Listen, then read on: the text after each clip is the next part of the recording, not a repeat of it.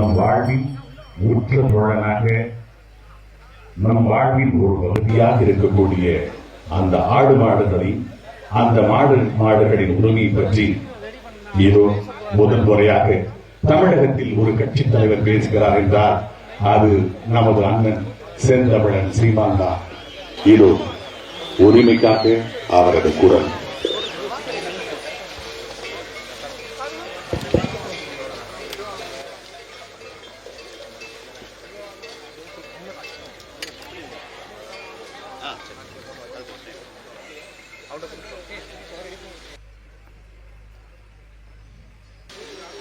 மேய்ச்சல் நிலம் எங்கள் உரிமை என்ற முழக்கத்தை முன்வைத்து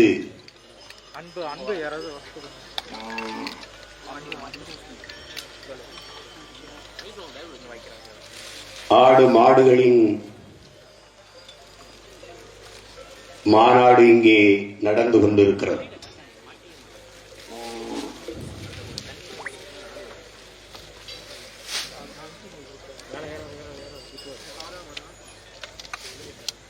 ஆடு மாடுகளாகிய எங்களுக்காக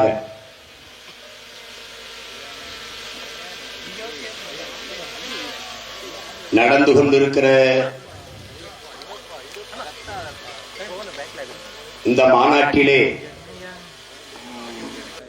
ஆடு மாடுகளாகிய எங்களின் உரிமைக்காக மதுரை மண்ணிலே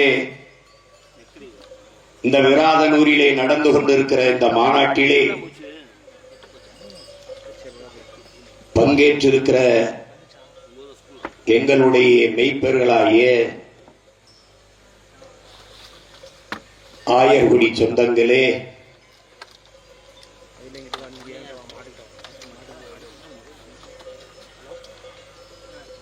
இந்த மாநாட்டிலே பங்கேற்றிருக்கிற மதிப்புமிக்க பெருமக்களே, எல்லோருக்கும் வணக்கம்.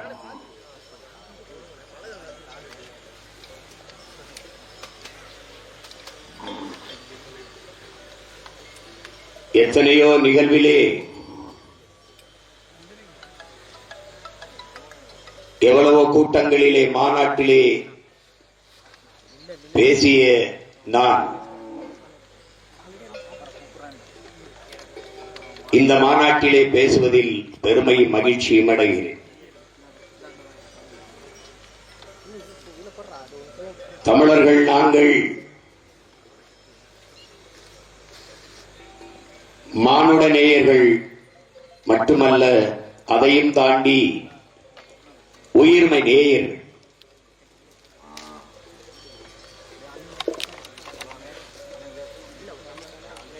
எங்களுடைய வள்ளுவ பெருமகனார்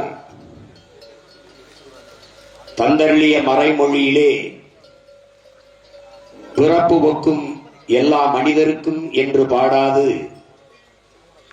பிறப்புக்கும் எல்லா உயிருக்கும் என்றுதான் பாடினார். பகுத்துண்டு பல் உறவுகள் ஓம்புக என்று பாடாது பகுத்துண்டு பல் உயிர்கள் ஓம்புக என்றுதான் பாடினார்.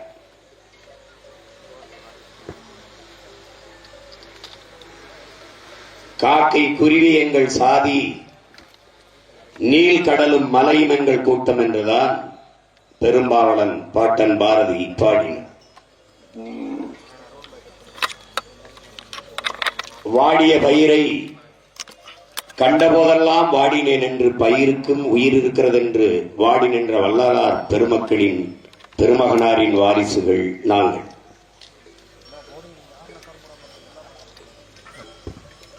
புறப்பொருள் வெண்பா மாலை கடையலில் வள்ளல்களில் ஆகச் சிறந்த வள்ளல்கள் யார் என்று கணக்கிடுகிற போது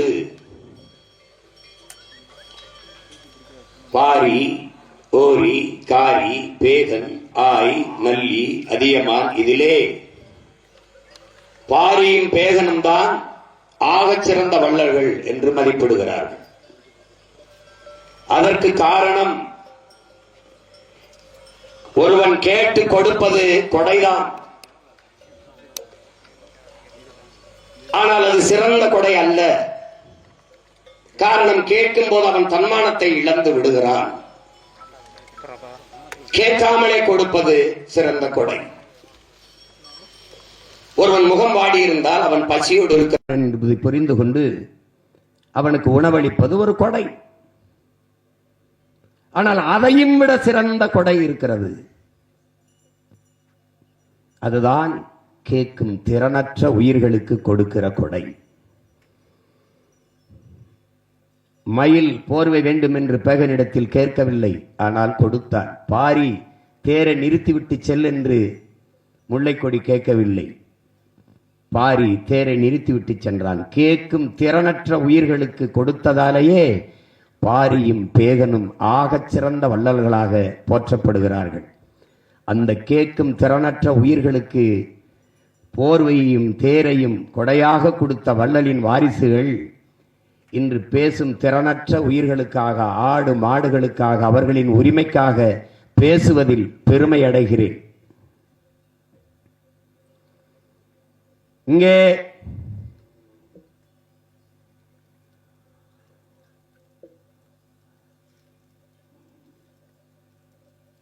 முன்னாடி நிற்கிற ஆடு மாடு என்பது எங்களுடைய செல்வங்கள்,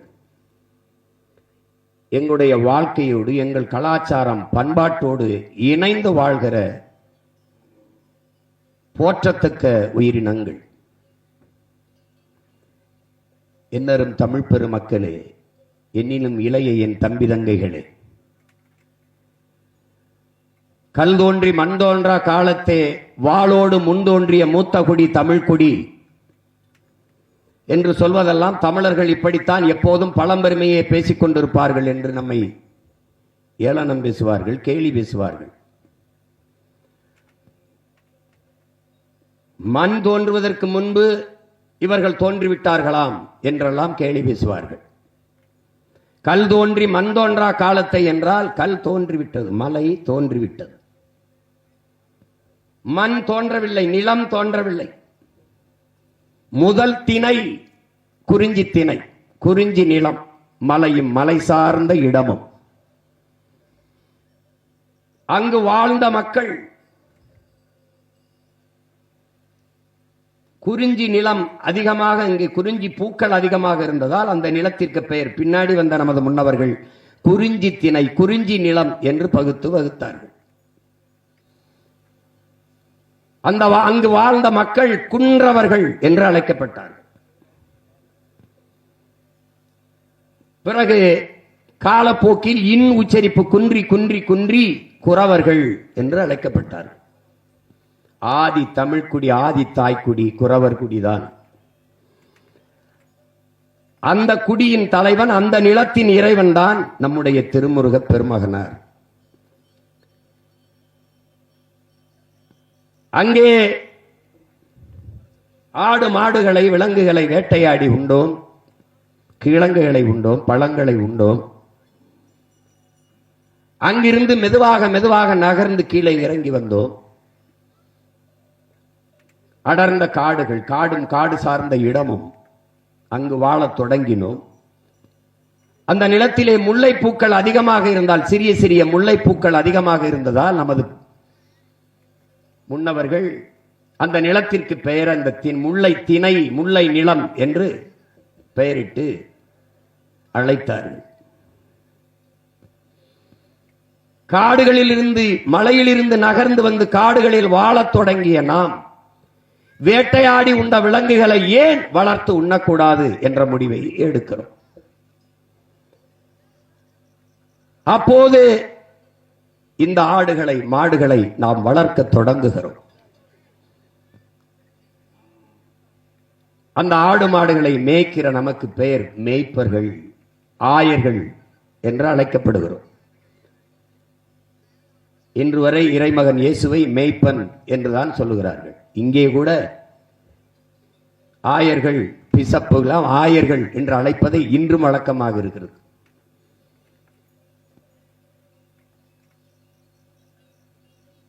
அங்கே ஆடு மாடுகளை எண்ணுவதற்கு அங்கேயே நாம் 1-2 எண்ணை கண்டுபிடித்து விடுகிறோம். அதற்கு சான்றாக நம்முடைய மறையில் வள்ளுவ பெருமகனார் தன் குரலிலே எழுத்தன்ப ஏன எண்ணன்ப என்று பாடாது எண்ணன்ப ஏன எழுத்தன்ப இவ்விரண்டும் கண்ணன்ப வாழும் உயிருக்கு என்றுதான் பாடுகிறார். முதலில் எண்ணை வைத்து பாடுகிறார். எழுத்து தோன்றுவதற்கு முன்பே எண் தோன்றி விடுகிறது, தோன்றிவிட்டது என்று சொல்கிறார். எண்களை கண்டுபிடித்து கொடுத்த இனம் ஆயர்குடி மக்கள் மேய்ப்பர்கள். நாம் ஆடு மாடுகளை எண்ணுவதற்கு 1-2 கண்டுபிடித்த கூட்டம். இரண்டாவது பெரிய தாய்க்குடி ஆயர்கள், மேய்ப்பர்கள். கல் தோன்றிவிட்டது, குறிஞ்சி நிலம், மலை சார்ந்த இடம். காடு தோன்றிவிட்டது, 2வது இடம். நிலம் தோன்றவில்லை, மண் தோன்றவில்லை. இந்த காடு சார்ந்த இடத்திலே முல்லை நிலத்திலே வாழ்ந்த நாம் அந்த குடிகளின் தலைவனை தேர்வு செய்தோம். ஆயர்குல தலைவன், அங்கே ஒரு தலைவனை தேர்வு செய்தோம். அவன் கையிலே ஒரு கோலை கொடுத்தோம். கோல், என் அன்பு சொந்தங்களே, கோ என்றால் பசு, கோ மாதா என்று நாம் அழைக்கிறோம். கோ என்றால் வேந்தன், அரசன், கோன் என்று பொருள். இளங்கோவன், இளைய அரசன், இளவரசன் என்று பொருள். இன்றும் நமது பெயர்களை கோவேந்தன் என்றெல்லாம் வைத்துக் கொள்வோம். இந்த கோ அதிலிருந்துதான், கோ என்றால் பசு, அதிலிருந்து தான் ஆங்கில சொல் கவ் வருகிறது. கவ் என்றாலும் பசுதான் குறிக்கிறது.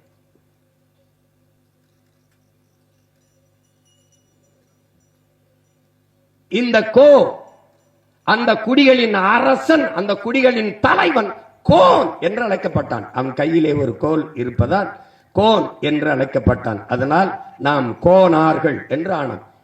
இன்றும் நமது வீர பெரும்பாட்டன் வீரன் அழகுமுத்து கோன் என்று அழைப்பதற்கு காரணம் மன்னன், அரசன் என்ற பொருளுக்கு. கோன் என்றால் அரசன், மன்னன், வேந்தன் என்று பொருள். இரண்டாவது தாய்க்குடி ஆடு மாடுகளை மேய்த்த மேய்ப்பர் குடி, ஆயர்குடி, கோன். அந்த குடிதான் மானுட குலத்தின் 2வது பெரிய தாய்க்குடி. அங்கிருந்து கீழே இறங்கினோம். கீழே இறங்கி வந்து நிலமும் நிலம் சார்ந்த, வயலும் வயல் சார்ந்த இடமும் அங்கே வந்தோம். அங்கே மருத மரங்கள் அதிகமாக இருந்ததால் அந்த நிலத்திற்கு பெயர் மருத நிலம் என்று வந்தது. அங்கேதான் ஏன் நமக்கான உணவுப் பொருளை நாமளே விளை வைத்து உண்ணக்கூடாது என்ற முடிவெடுத்தோம். அங்கே ஆறை கண்டோம், நதியை கண்டோம், அங்கே நிலைத்து வாழலாம் என்ற முடிவெடுத்தோம். நகர்ந்து வந்த நாம் அந்த இடத்திலே தான் வேளாண்மை செய்ய தொடங்கினோம். வேளாண்மைக்காக நாம் இந்த மாடுகளை உழவுக்கு பயன்படுத்துறதுக்கு வயக்கினோம். திமிரி நிமிர்ந்து இருக்கிற திமிலோடு ஆற தழுவி தழுவி தழுவி காட்டு விலங்கான அவனை வீட்டு விலங்காக வயக்கினோம், மாற்றினோம். அவன் திமிரோடு ஆற தழுவி அன்பு கொண்டு தழுவி தழுவி அவனை நம்மோடு தன்மையப்படுத்தினோம். அதுதான் ஏறு தழுவுதல் என்று அழைக்கப்படுகிறது. இன்று வரை இந்த ஜல்லிக்கட்டு என்பது பின்னாடி வந்த நாயக்க மன்னர்கள் அவர்கள் இந்த மாட்டு காளையின் கொம்பிலே சல்லி காசுகளை கட்டி விட்டதால் அது சல்லியை கட்டினதால் சல்லிக்கட்டு என்று ஆகிவிட்டது. ஏறு தழுவுதல் தான் நம்முடைய விளையாட்டு. சங்க இலக்கியத்தில் இன்று வரை பார்க்கல் இருக்கு.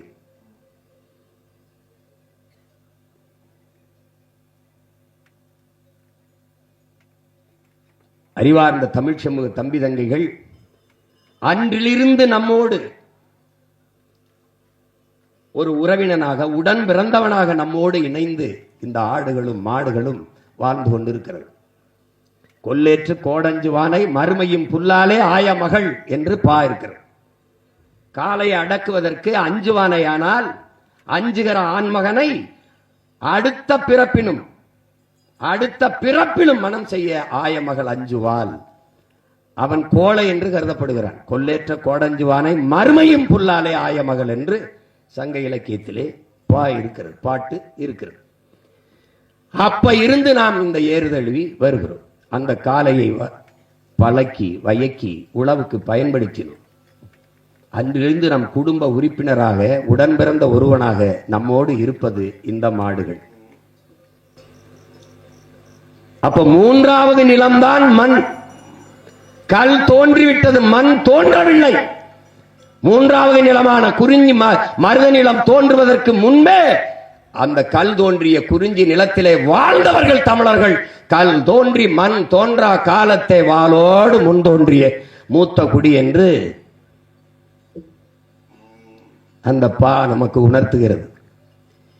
அறிவார்ந்த தமிழ் சமூக மக்கள், என்னரும் தம்பி தங்கைகள் புரிந்து கொள்ள வேண்டியது, இரண்டாவது நிலமான காடும் காடு சார்ந்த இடத்திலே முல்லை நிலத்திலே வாழ்ந்த நம் மக்கள், முல்லை நிலத்திலே வாழ்ந்த நமது செல்வங்கள், ஆடும் மாடும் அதே காட்டுக்குள் இன்றைக்கு நம் ஆயர்குல மக்களும் இந்த ஆடும் மாடும் காலடி வைக்க கூடாது என்கிற தடையை எப்படி ஏற்பது என்பதைத்தான் அறிவார்ந்த மக்களிடத்திலே உங்கள் மகன் எழுப்புகிறேன்.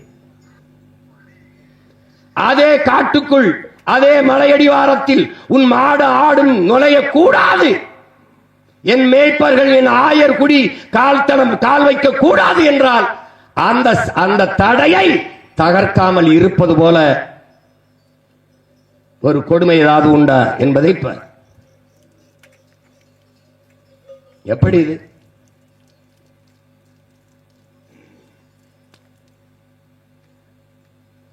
அதனால்தான் மேய்ச்சல் நிலம் எங்கள் உரிமை என்ற முழக்கத்தை வைத்து இந்த மாநாட்டை ஆடும் மாடும் நடத்தி கொண்டிருக்கிறது. அவர்களின் மன உணர்வை, அவர்களுக்குள் இருக்கிற எண்ண ஓட்டத்தை உங்கள் மகன் உங்கள் முன்னால் எடுத்து வைக்கிறேன். அவர்களுடைய கேள்வி என்ன? அவர்களுடைய கேள்வி என்ன? மேய்ச்சல் காடுகளில் மேய்ச்சல் நிலங்களில் மேய்ந்து கொண்டிருக்கிற எங்களை, ஆடுகளை மாடுகளை ஒருவன் திருடி விட்டால் அதை திருட்டு என்கிறீர்கள். ஆனால் எங்களிடம் இருந்த ஆடு மாடுகளிடம் இருந்து எங்கள் மேய்ச்சல் நிலத்தையே திருடுவதை எப்படி சொல்வது என்று கேள்வி எழுப்புகிறது.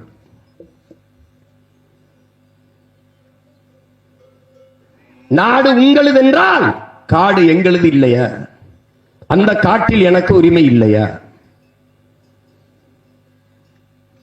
உங்கள் பசிக்கு எனது பால் இருக்கிறது, எங்களின் பசிக்கு புல் இருக்கிறதா என்ற கேள்விக்கு உங்களிடத்தில் பதில் இருக்கிறதா? பதில் இருக்கிறதா? நீங்கள் உங்கள் நாட்டிற்கு உழைத்து வரி கட்டுகிறீர்கள்.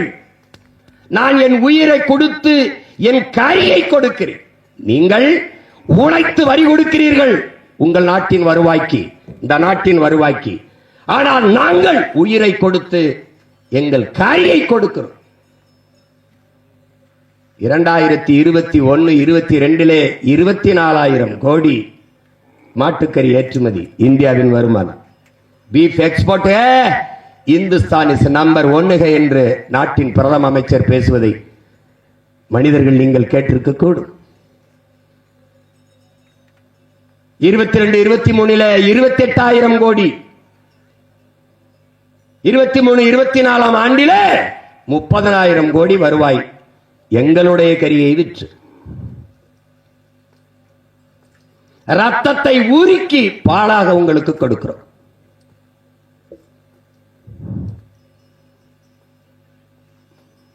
எத்தனையோ தாய்மார்கள் எங்களை நம்பித்தான் பிள்ளையை பெறுகிறார்கள். அவர்கள் ஓராண்டு பால் ஊட்டி அதோடு நிறுத்தி விடுகிறார்கள். உனக்கு உயிர் போகிற நிலையில் உயிர் பால் ஊட்டினால் உன் தாய், உயிர் போகிற நிலையில் இறுதி பால் ஊட்டுவதும் நான் தான்.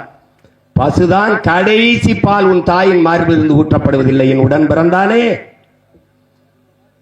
பசுவின் பாலைத்தான் ஊட்டுகிறார்கள். இறுதி பால் ஊட்டுகிற தாய் நம் முன்னாடி கூடி நிற்கிற இந்த பசுக்கள் தான் என்பதை அறிவார்ந்த தமிழ் சமூக மக்கள் புரிந்து கொள்ள வேண்டும்.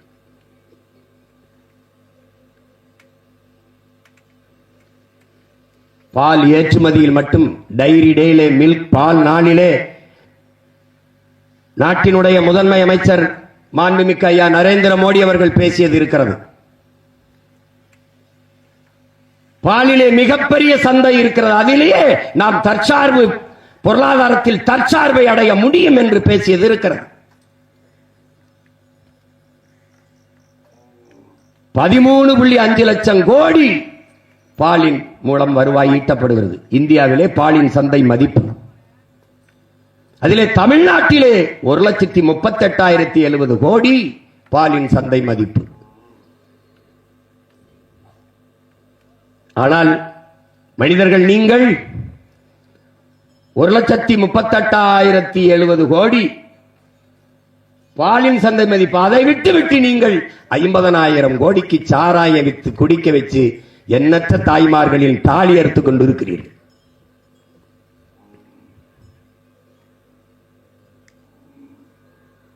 பொருளாதாரம் எங்கு இருக்கிறது என்று தெரியாத மூடர்களாக இருக்கிறீர்கள்.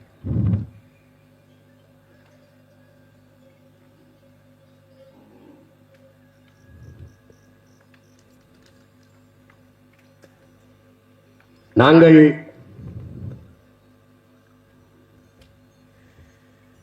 இங்கே ஆவின் பால் என்று உங்களுடைய அரசு விற்கிறது. பால்வளத்துறை என்று வைத்திருக்கிறது, கால்நடை துறை என்று ஒன்று வைத்திருக்கிறது. அதெல்லாம் எதற்காக வைத்திருக்கிறது? ஆவே இல்லாத, மாடுகளே இல்லாத மாட்டுப்பாலை எப்படி உங்களால் மக்களிடத்தில் ஏமாற்றி விற்க முடிகிறது? எப்படி விற்க முடிகிறது? கால்நடை துறை என்று வைத்திருக்கிறார்கள். அதற்கு வேற என்ன? கால்நடையை பற்றி கவலையப்படாத ஒரு துறைக்கு பேர் கால்நடை துறை என்றால் இது எப்படி நீங்கள் அறிவார்ந்த மனிதர்கள் ஏற்கிறீர்கள்? எப்படி ஏற்கிறீர்கள்? எப்படி ஏற்கிறீர்கள்?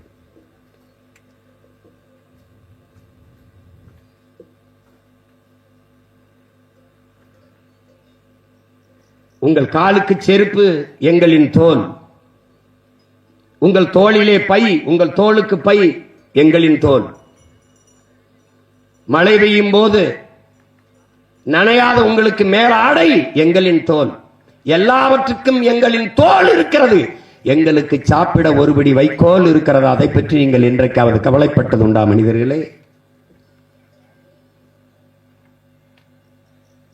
இதெல்லாம் நான் பேசல. என் முன்னாடி நிற்கிறவர்களுடைய மனக்குரலை உங்கள் முன்னால் நான் எடுத்து வைக்கிறேன்.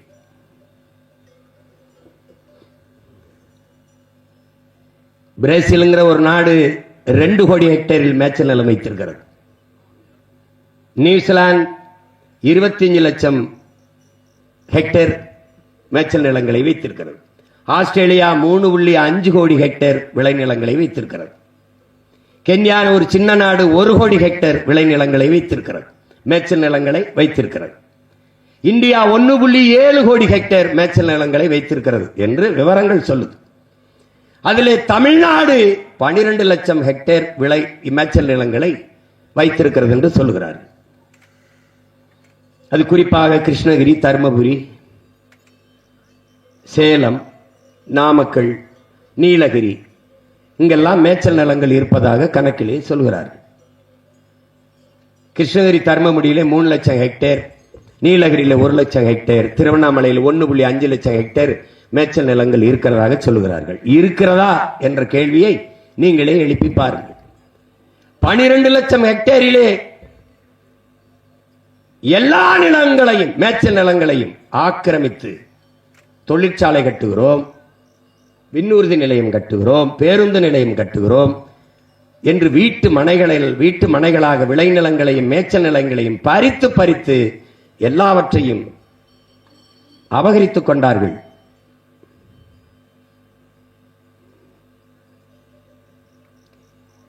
உங்களுக்கு பால் வேண்டும், மோர் வேண்டும், தயிர் வேண்டும், நெய் வேண்டும், சீஸ் பாலாடை கட்டி வேண்டும், வெண்ணெய் வேண்டும். எல்லாவற்றையும் வக்கணையா திங்கிற வெண்ணெய்கள் நாங்கள் எதை திம்போம் என்று ஒரு தடவை கூட யோசிக்கிறது இல்லை. மேய்ச்சல் பெரம்போக்கு என்று பல லட்சக்கணக்கான ஏக்கர் நிலங்கள் இருந்தது. அத்தனை புறம்போக்குகளையும் இந்த புறம்போக்குகள் திருடிக் கொண்டதால் நாங்கள் இன்றைக்கு சுவரிலே ஒட்டுகிற சுவரொட்டியை திங்க வேண்டிய நிலைமை, போஸ்டரை திங்க வேண்டிய நிலைமை, நெகிழி குலைமம். தமிழில் சொன்னால் உங்களுக்கு வேற புரியாது. பிளாஸ்டிக் பாலித்தீன் இதுகளை தின்று சாக வேண்டிய நிலைமைக்கு தள்ளப்பட்டிருக்கிறோம்.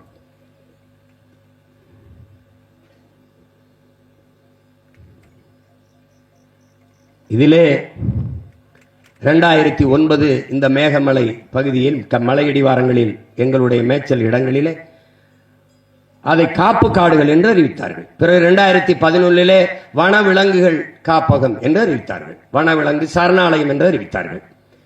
பிறகு 2021 புலிகளின் காப்பகம், அது அதற்குள்ளே ஆடு மாடுகள் மேய தடை என்று தடை விதித்து எங்களுடைய மேய்ச்சல் காடுகளை பறித்துக் கொண்டார்கள். சில மலையடிவாரங்களில் மேய முடியாது, சமவெளிகளில் அது மேயலாமா என்றால் எங்கே இடம் இருக்கிறது? எங்கே இடம் இருக்கிறது? மலைக்காடுகளுக்குள் சென்று ஆடு மாடுகள் நாங்கள் மேய்வதில் உங்களுக்கு இருக்கிற பிரச்சனை என்ன? நீங்கள் சொல்கிற குற்றச்சாட்டு என்ன? அங்கே வளர்கிற இளம் செடிகளை ஆடு மாடுகள் தின்று விடுகிறது, நாங்கள் மேய்ந்து விடுகிறோம். சரி, அதனால் அங்கே நீர் உருவாகிறது, அருவி உருவாகிறது, தடைபடுகிறது. அங்கே நீரின் ஓட்டம், நீர் வரத்து தடைபடுகிறது. அதனால் ஆறு உருவாவது இடையூறாகிறது. அறிவார்ந்த மக்களிடத்திலே நாங்கள் எடுத்து வைக்கிற கேள்வி, இன்றுதான் நாங்கள் மலையடிவாரத்தில் மேய தொடங்குகிறோமா? எத்தனை ஆயிரம் ஆண்டுகளாக அந்த காட்டுக்குள் நாங்கள் மேய்ந்து கொண்டிருந்தோம். அப்போதெல்லாம் தடைபடாத அருவி, அப்போதெல்லாம் தடைபடாத நதியின் ஓட்டம் இப்போது எப்படி தடைபடுகிறது? திடீரென்று 21ஆம் ஆண்டுக்கு பிறகு எப்படி தடைபடுகிறது? இத்தனை ஆயிரம் ஆண்டுகள் ஆதியில் நீங்கள் செய்த வேலையே எங்களை மேய்க்க தொடங்கியதுதான். அன்றிலிருந்து வராத இடையூர் இப்போது எப்படி வந்தது? இப்போது எப்படி வந்தது? அங்கே இருக்கிற சுனைகள், குட்டைகளில் போய் நாங்கள் தண்ணீரை குடிப்பதால் அது வனவிலங்குகள் குடிக்கிறதுக்கு அது இடையூறாகிறது. நாங்கள் அதிலே உள்ளே குதித்து கலக்கி விடுகிறோம் என்று. நாங்கள் என்ன நீச்சல் போட்டிக்கா செல்கிறோம்? அங்கே வைத்து குதித்து குதித்து விளையாடுகிறோமா? எந்த ஒரு தர்க்கமாவது, எந்த ஒரு வாதமாவது ஏற்புடையதாக இருக்கிறதா என்று பாருங்கள். வெளியிலே இருந்து உள்ளே மேய போகிற நாங்கள் இங்கே இருந்து நோயை கொண்டு போய் வனவிலங்குகளுக்கு, காட்டு விலங்குகளுக்கு பரப்பி விடுகிறோம் என்கிறார். எங்களால் உங்களுக்கு பரப்பப்பட்ட நோய் எத்தனை? குறிப்பாக கொரோனாய் நோய் வந்து செத்த ஆடு மாடுகள் எத்தனை? எத்தனை? எந்த நோயை கொண்டு பரப்பினோம்? எந்த நோயை கொண்டு போய்? ஆரையும் அறிவையும் அவ்வளவு அக்கறையாக பாதுகாப்பவர்களா நீங்கள்? நொய்யல் ஆறு என்று ஒரு ஆறு இருக்கிறது, அந்த ஆறின் நிலை என்ன?